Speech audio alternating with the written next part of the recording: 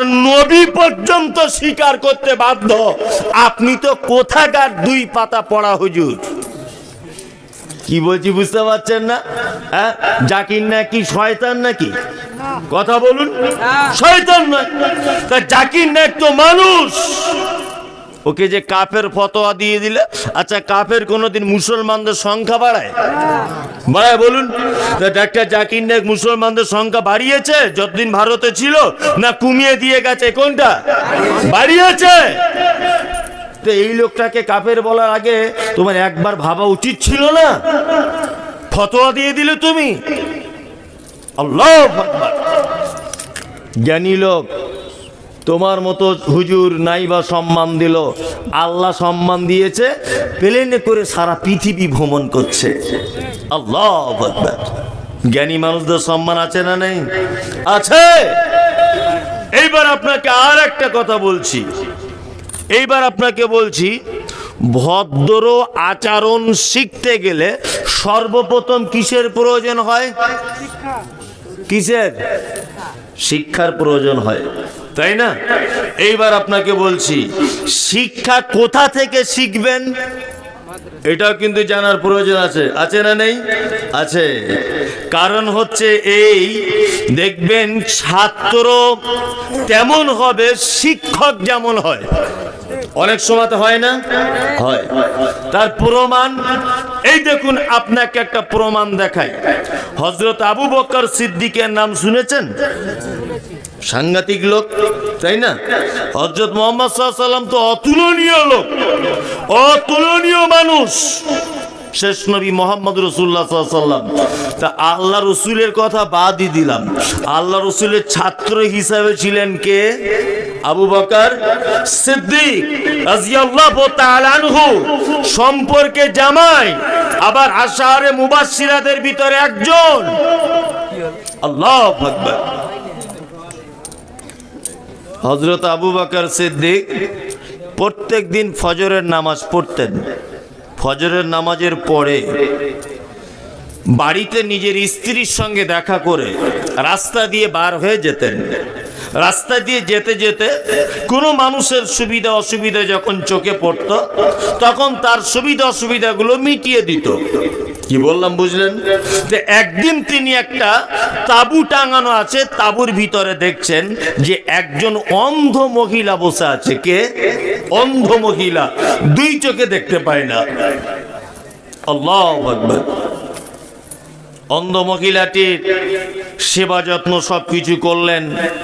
তাদের বাড়িতে বকরি ছাগল আছে, ছাগলের পেচ্ছাপ পায়খানা পরিষ্কার করলেন, আর তাদের রান্না বান্নার কাজগুলো করে দিলেন। দুটি বাচ্চা রয়েছে, তাদের গোসল করিয়ে দিলেন, অন্যান্য সাংসারিক সব কাজ করে দিলেন। আর অবশেষে যে ময়লাগুলো ঝাড়ু দিয়ে এক জায়গায় হলো, ওই ময়লাগুলোকে একটা অন্য ব্যাগে করে নিয়ে পাহাড়ের অন্য আর এক সাইডে ফেলে দিয়ে চলে আসেন। অনেক দিন যাবত এটা করছেন। তো হযরত ওমরের মনে মনে হচ্ছে যে কি ব্যাপার। হযরত আবু বকর প্রত্যেক দিন নামাজের পরে পাহাড়ের দিকে চলে যায়, গ্রামের রাস্তার দিকে। তো আমি লুকিয়ে লুকিয়ে দেখবো আবু বকর কি করে। আল্লাহু আকবার। হযরত ওমর বলছেন, আমি রাস্তার পিছনে পিছনে ধরলাম আবু বকর সিদ্দিকের, গোপনে গোপনে, যাতে উনি দেখতে না পান। হঠাৎ করে দেখতে পেলাম যে উনি একটা তাঁবুর ভিতরে ঢুকে গেলেন। অনেকক্ষণ যাবত তাঁবুর ভিতরে তিনি রয়েছেন। তাঁবুর ভিতর থেকে বার হচ্ছেন, যখন খালি হাতে ঢুকেছেন, বার হবার সময়তে দেখছি একটা হাতে ব্যাগ থলি রয়েছে। আল্লাহু আকবার। হযরত ওমর বললেন, আমিও আস্তে আস্তে করে আবু বকর চলে যাবার পরে ওই তাঁবুটার ভিতরে গেলাম। গিয়ে দেখলাম একজন অন্ধ মহিলা বসে রয়েছে, বাড়িতে রয়েছে তাদের তাঁবুর ভিতরে দুটো ছাগল রয়েছে, কিছু বাচ্চা। মহিলাকে জিজ্ঞাসা করলাম, মহিলা কি এমন অবস্থা, কে তোমাদের বাড়িতে প্রত্যেক দিন আসে? মহিলা বলছেন আমি জানি না, আমি উঠে চলাফেরাও করতে পারি না, তবে আমাদের বাড়িতে তোমারই মতো একজন পথিক প্রত্যেক দিন ভোরবেলাতে আসে, ফজরের নামাজ টামাজ পড়ে আসে, আর আমাদের বাড়িতে ছাগলের দুধগুলো দহন করে দিয়ে যায়, বাচ্চা ছেলেদের জামা কাপড়গুলো পরিষ্কার করে দিয়ে যায়, আমি কাপড়ে পেচ্ছাপ পায়খানা যা কিছু করি সবগুলো পরিষ্কার করে দিয়ে চলে যায়, আর যাবার সময়তে অবশিষ্ট পরিষ্কার করা জিনিসগুলিকে থলির ভিতরে ঢুকিয়ে নিয়ে পাহাড়ের অন্য আর একদিকে ফেলে দিয়ে চলে যায়। লোকটাকে চিনি না, অনেক দিন যাবত এই কাজ আমাদের জন্য করছে। হযরত ওমর বললেন, মা রে তুমি কি জানো লোকটাকে? বলছে জানি না, তোমারই মতো একজন পথিক হিসাবে আমি জানি। হযরত ওমর এই কথা বলার পরে, মহিলা এই কথা বলার পরে হযরত ওমর বলছেন, বুড়ি মা শুনে রেখে দাও, এটা আর কেউ নয়, এটা হচ্ছে মদিনার আমিরুল মুমিনিন খলিফাতুল মুসলিমিন হযরত আবু বকর সিদ্দিক রাদিয়াল্লাহু তাআলা আনহু। এটা হযরত আবু বকর। হযরত ওমর মসজিদে বসে আছেন, হযরত আবু বকরকে ডেকে বলছেন, আমিরুল মুমিনিন আপনি যে এত কঠিন কাজ করছেন, আপনি চলে যাবার পরে আপনার এই খলিফার দায়িত্ব যে গ্রহণ করবে তার উপরে তো এটা বড্ড কঠিন হয়ে যাবে। হযরত আবু বকর সিদ্দিক বলছেন, ওমর আমি যতদিন পর্যন্ত দায়িত্বে থাকবো, আমার এরিয়ার ভিতরে যদি একটা পিপিলিকা, একটা বিড়ালও যদি না খাওয়া অবস্থায় যদি মারা যায়, আর আমাকে যদি আল্লাহ সুবহানাহু ওয়া তাআলা কিয়ামতের মাঠে যদি এর ব্যাপারে প্রশ্ন করে, তাহলে আমি বড় বিপদে পড়ে যাব। ওই জন্য প্রত্যেকদিন ফজরের নামাজের পরে আমি ওই বৃদ্ধা মহিলার বাড়িতে গিয়ে পরিষ্কার পরিচ্ছন্নর কাজ করি। এটা কি ভাবা যায়? ভাবা যায়? এটা ভাবা যায় না। এটা আল্লাহ নবী সাল্লাল্লাহু আলাইহি ওয়াসাল্লামের সাহাবীদের শিক্ষা। তার মানে অনেক সময়তে কার কাছে শিক্ষা অর্জন করবেন সেই ছাত্রর শিক্ষকের দিকেও টার্গেট করা লাগবে কি লাগবে না? লাগবে।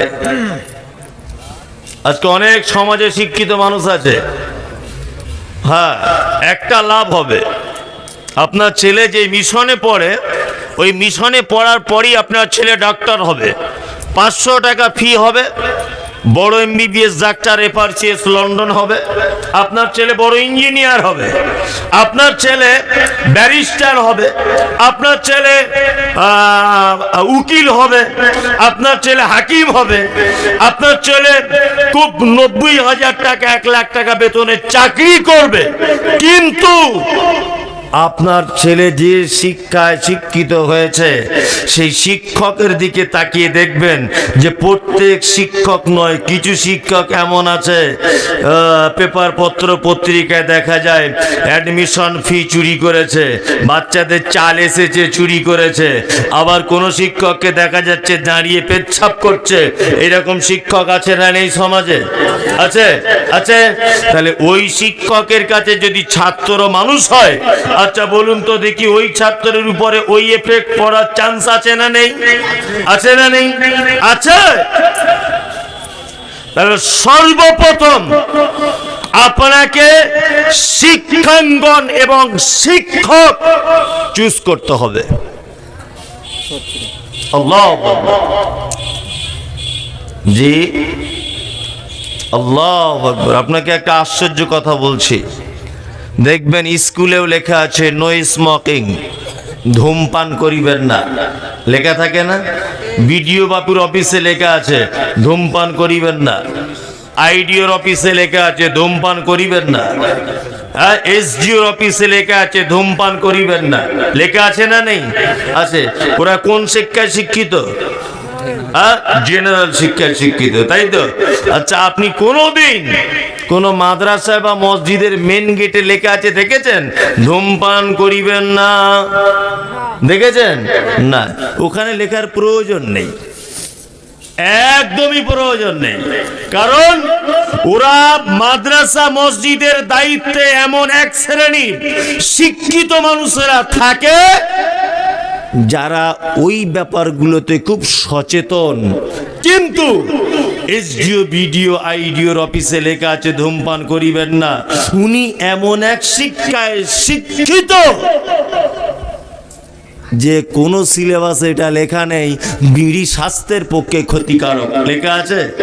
যদি লেখা থাকতো তাহলে উনি লিখে রাখতেন না। শিক্ষা কোনো কাজ দিতে পারেনি। প্রসেনজিৎ চ্যাটার্জি একটা সিনেমার বড় নায়ক আছে, দেখেছেন? আর একটা দেখে লোককে চেনেন, গোপালের মা খরাজ। হ্যাঁ, খুব হাসায় সিনেমাতে, মোটা করে লোক, খরাজ দা। খরাজ আর প্রসেনজিৎ দুজনাই কিন্তু শিক্ষিত লোক নয়, শিক্ষিত লোক।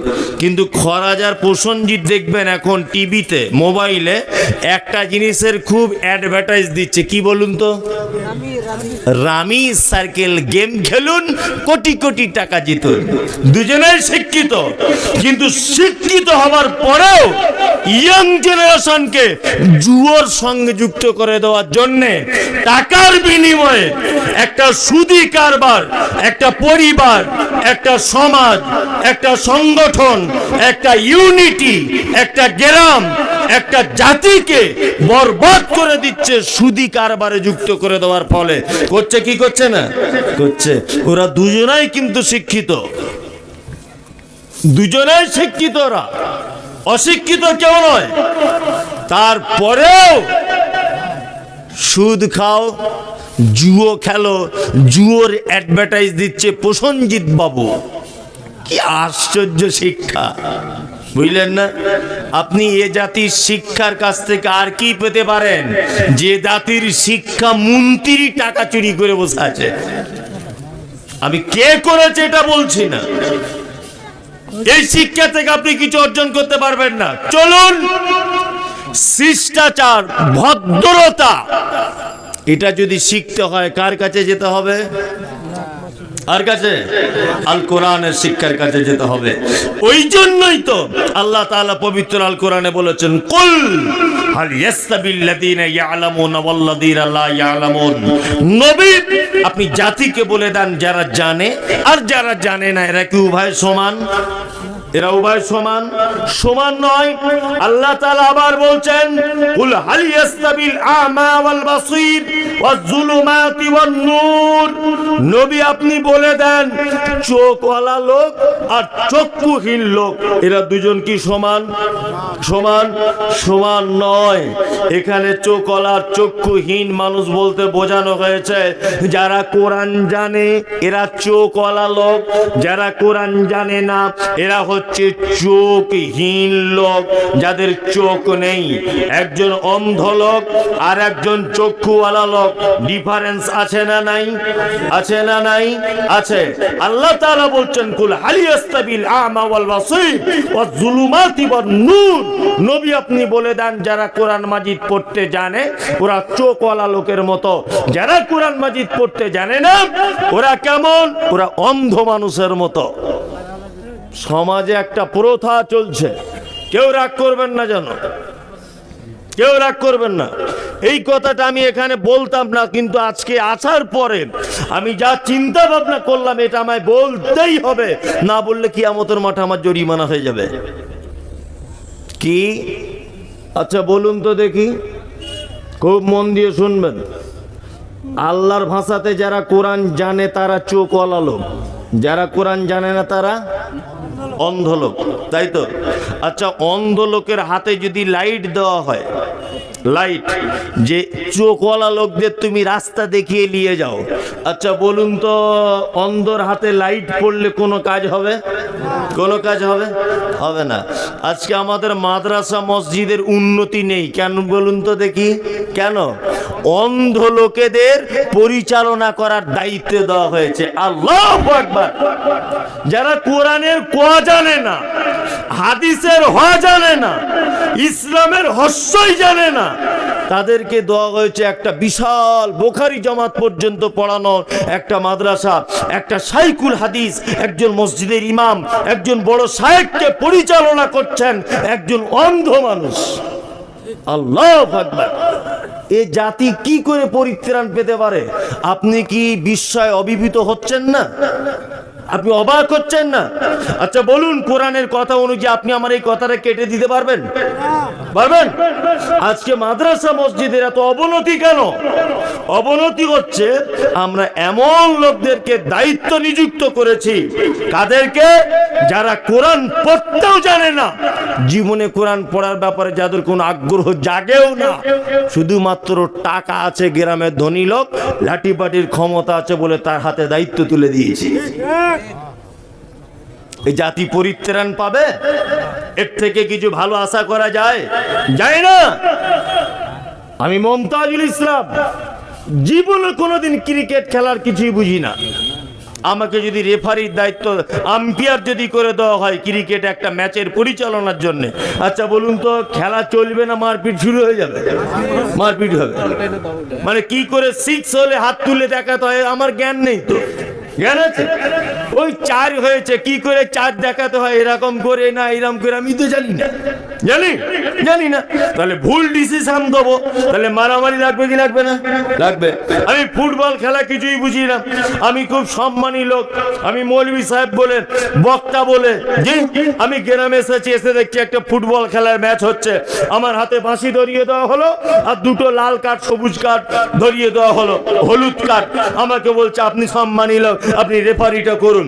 আচ্ছা বলুন তো, আমার যদি রেফারির দায়িত্ব দেওয়া হয়, ম্যাচ শেষ পর্যন্ত চলবে না আগুন ধরে যাবে? আগুন ধরে যাবে। আমাকে স্টেজে তুলুন, আমি বক্তা, আমি বক্তব্য দেবো, আমি স্টেজে কাজ করতে পারবো, আমি বল খেলার মাঠে পারবো? পারবো না। তা আপনি যে মানের লোক সেইখানে থাকুন, আপনি কেন দায়িত্ব নিতে গেলেন? আপনি নিজেই কেন দায়িত্ব নিতে গেলেন? সমাজ পরিবর্তন হবে না। मुझे मंजूर नहीं कि मैं किसी का शिकायत करूं, मगर बात ही से बात निकल आती है तो मैं क्या करूं। আল্লাহর কসম করে বলছি, আপনাকে আমি চিনি না। এখানে যতজন আছেন আমি কাউকে চিনি না। চিনি না। আপনারা হয়তো আমাকে সোশ্যাল মিডিয়াতে চেনেন। আপনার মেয়ের সঙ্গে আমার বেটার বিয়ে দেওয়া আছে, আপনার জমির পাশে আমার জমি আছে, যে হিংসা করে আপনাকে ছোট বড় বলে দিয়ে চলে যাব, এরকম ব্যাপার আছে? নাই। তার মানে এ কথা বলছি, মানে এ কথা বাস্তব ঘটছে। যে কথাগুলো বলছি বাস্তব না অবাস্তব? বাস্তব। অবশ্যই মসজিদ মাদ্রাসার কমিটি নির্বাচনে যাত্রার ব্যাপারে সহমত পোষণ করবেন না। কিয়ামতের মাঠে আপনাকে জিজ্ঞাসা করা হবে, হাজি সাহেব তুমি ওর ব্যাপারে কেন সহমত পোষণ করেছিলে, ওর ব্যাপারে কেন বলেছিলে হ্যাঁ এই সেক্রেটারি হোক, তুমি কেন এটা বলেছিলে, তুমি কেন কমিটিতে সই করেছিলে? তোমারও জবাবদিহি করতে হবে। হবে কি হবে না? হবে। চলুন কোরআনের কাছে কিছু ভদ্র ব্যবহার শেখা যাক। এইবার আপনাদেরকে একটা জিজ্ঞাসা করছি কথা, সেটা হচ্ছে এই, সারা পৃথিবীর সবথেকে দামি মানুষকে? আপনাদের কি মুখে ভাষা নেই? একটু বলুন। মোহাম্মদের নামটা প্রিয় নাম, মুখে বলুন, মোহাম্মদ সাল্লাল্লাহু আলাইহি ওয়াসাল্লাম পৃথিবীর সবথেকে দামি লোক। এই মানুষটির সঙ্গে কেমন ব্যবহার করতে হবে, কেমন ভাবে কি করতে হবে, এই ব্যাপারে আল্লাহ তাআলা পবিত্র আল কোরআনের ভিতরে বলছেন। কি বলছেন? বিসমিল্লাহির রহমানির রহিম। يا أيها الذين آمنوا لا تقدموا بين يدي الله ورسوله واتقوا الله إن الله سميع عليم। আল্লাহ বলছেন, পৃথিবীর তোমরা যারা ঈমান নিয়ে এসেছো শুনে রেখে দাও, যারা ঈমান আনেনি আল্লাহ তাদের ব্যাপারে বলছে না। কাদের ব্যাপারে বলছে আল্লাহ? ইমানদারদের ব্যাপারে বলছে। কাদের ব্যাপারে? ইমানদারদের ব্যাপারে। কোরআনে যত আদেশ এবং নিষেধ আল্লাহ করেছেন সব জায়গাতে ইমানদারদেরকে ডেকে বলেছেন। আল্লাহ বলেছে, ইয়া আইয়ুহাল্লাযীনা আমানু, তোমরা যারা ঈমান নিয়ে এসেছো, ইযা নুদিয়া লিস-সালাত, যখন তোমাদেরকে নামাজের জন্য আহ্বান করা হয়, মি ইয়াউমিল জুমআ, জুমার দিনে। কাদের কথা বলছেন আল্লাহ? ইমানদারদের, তাই না? আল্লাহ আবার বলছে, ইয়া আইয়ুহাল্লাযীনা আমানু ইন্নামাল খামরু ওয়াল মাইসিরু ওয়াল আনসাবু ওয়াল আযলামু রিজসুম মিন আমালিশ শাইতান। তোমরা যারা ঈমান নিয়ে এসেছো, আমি আল্লাহ তোমাদের জন্য মদকে হারাম করে দিলাম, জুয়াকে হারাম করে দিলাম, তোমাদের জন্য গণকের কাছে যাওয়াকে হারাম করে দিলাম, দেব দেবীর পূজাকে আমি আল্লাহ হারাম করে দিলাম। কাদেরকে আল্লাহ বলছেন? সব ইমানদারদেরকে বলছেন, তাই না? আল্লাহ বলছে, ইয়া আইয়ুহাল্লাযীনা আমানু কুতিবা আলাইকুমুস সিয়াম। তোমরা যারা ঈমান এনেছো, তোমাদের জন্য সিয়াম অর্থাৎ রোজাকে ফরজ করে দেওয়া হয়েছে। কাদের ব্যাপারে আল্লাহ সাবধান করছেন বারবার? ঈমানদারদের। কারণ দেখবেন, স্কুলে যখন মাস্টার মশাই যখন ক্লাসে আসে না, একটা ছাত্রের কোনোদিন পড়া হয় না, কোনোদিন। তা মাস্টার সকালবেলা ঢুকেছে, ওর আজকেও হয়নি। আচ্ছা বলুন তো, মাস্টার মেরে মেরে তারও তো একটা হাত ব্যথা হবার ব্যাপার আছে, তারও তো নিজের মান সম্মান আছে। তো ও যদি 365 দিনে যদি 100 দিনও পড়া না করে, তাহলে মাস্টার ওর দিকে আর ধ্যান দিবে? জানে ও গরু, ও জীবনে ওকে মানুষ করা যাবে না। বলবে কি বলবে না? ওর পড়া হোকই বাকি আর না হলেই বাকি, তাই তো? এবার আপনাকে বলছি, একটা ছেলে প্রতিদিন ভালো পড়াশোনা করে, প্রত্যেক দিন খুব ভালো স্টুডেন্ট,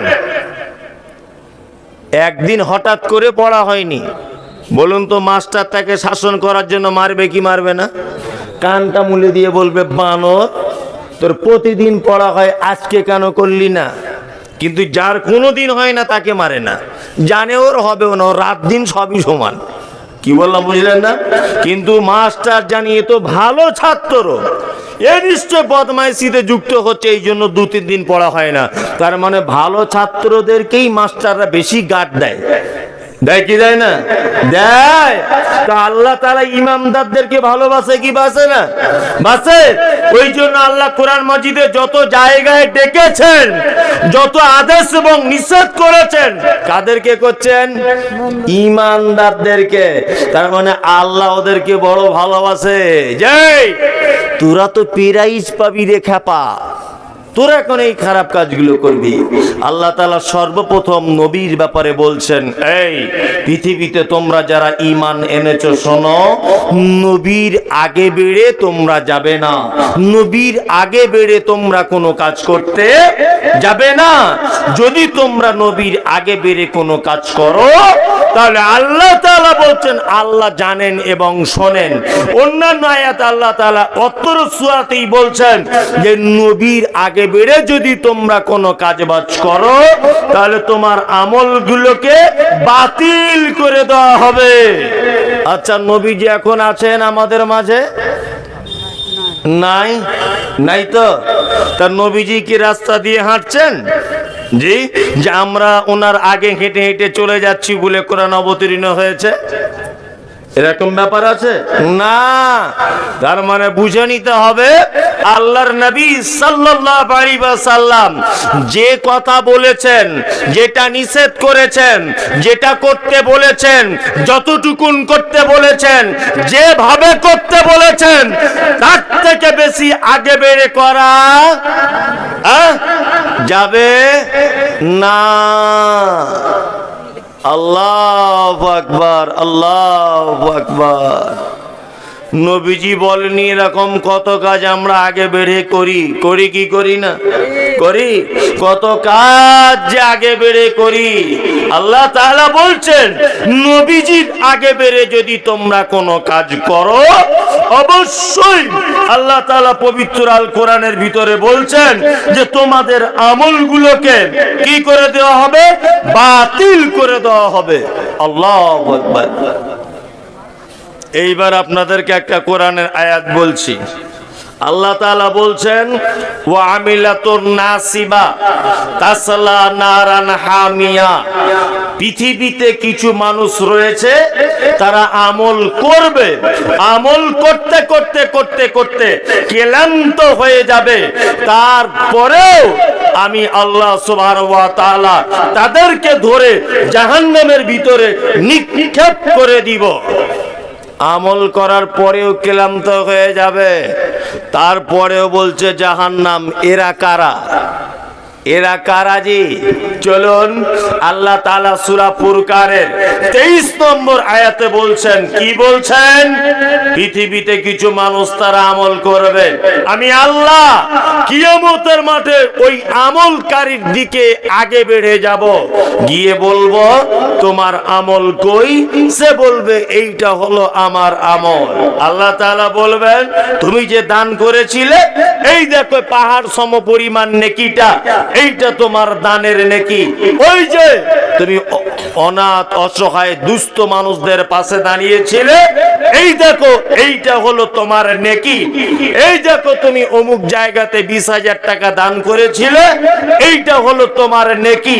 আল্লাহ তাআলা কোরআনে শব্দ এনেছেন হাওয়া মানসুরা, কিয়ামতের মাঠে আমলকারীর কাছাকাছি হয়ে তার আমলগুলোকে আমি বরবাদ করে দিব। এরা আবার কারা? কিয়ামতের মাঠে আমলকারীদের আমল আল্লাহ বরবাদ করে দিবে। আবার এখানে বলছে আমল করতে করতে ক্লান্ত হয়ে যাবে, তারপরেও জাহান্নামে ঢুকিয়ে দেওয়া হবে। এরা কারা?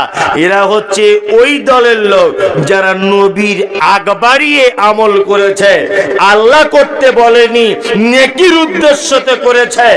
এই লোকদের কারণে আল্লাহ নবী সাল্লাল্লাহু আলাইহি ওয়াসাল্লাম বা আল্লাহ এই কথা বলছেন, তাদের আমল কি করে দেওয়া হবে? কি বাতিল করে দেওয়া হবে।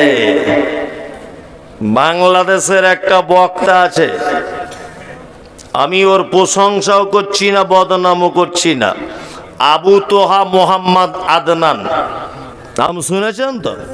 শুনেছেন? খুব ভালো আলোচনা রাখে। ও হানাফি না আহলে হাদিস না জামাত ইসলামী না কি ওটা আমি জানিও না, আমি ও ব্যাপারে কমেন্ট করছি না। কোনো একটা জলসায় দেখবেন ইয়া নবী সালাম আলাইকা, উঠে পড়ুন উঠে পড়ুন, সবাই দল বেঁধে উঠে পড়লো। আর আবু তোহা মোহাম্মদ আদনান এইভাবে বসে আছে স্টেজে, দেখেছেন এগুলো? হ্যাঁ, এইভাবে বসে আছে, বেচারা উঠলেন না, উঠলেন না। তারপরের দিন বক্তব্য রাখা হচ্ছে সোশ্যাল মিডিয়াতে, বিয়াদব, ও জন্মে ঠিক নেই, ও নবীর সামনে দাঁড়ালো না, ওকে তুমি বিয়াদব কেন বলতে যাচ্ছ? তুমি তো বড় বিয়াদব, তুমি বড় বিয়াদব। কারণ হচ্ছে এই, আমরা নবীর সুন্নতকে মেনে নবীকে সম্মান করি, আমরা বেদাতকে মেনে নবীকে সম্মান করি না। অবশ্যই আবু তোহা মোহাম্মদ আদনান যেটা করেছে 100% ঠিক করেছে। কোন হাদিসে আছে যে নবী কি বলেছেন আমার নামে দরুদ পড়ার সময় উঠে উঠে দরুদ পড়ো? এই বলেছেন নবীজি? বলেছেন? বলেননি তো?